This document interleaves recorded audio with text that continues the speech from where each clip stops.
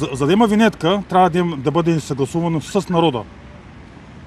За да има всеки акт, който е направен от парламента, за да стане закон, е нужно съгласието на две страни – парламента и народа. Ако народа не е съгласен, този акт не може да бъде закон.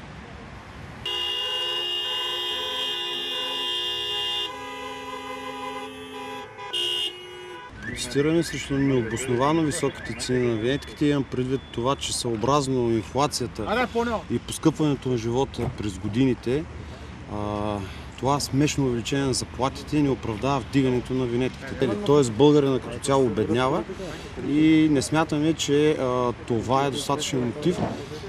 Решението, за да не се поскъпват винетките, според нас е следното: затягане на контрола на разходване на средства.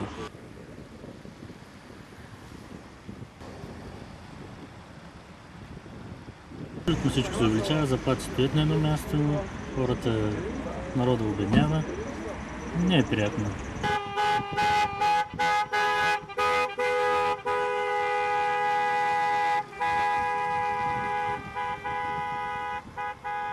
Е поредният абсурд от нашето правителство.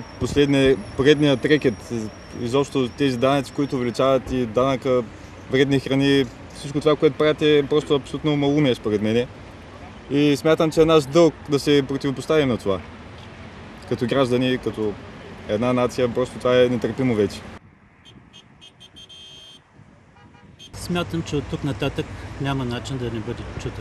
Ако сме единни и ако обичаме родината си, трябва да го покажем. Длъжни сме.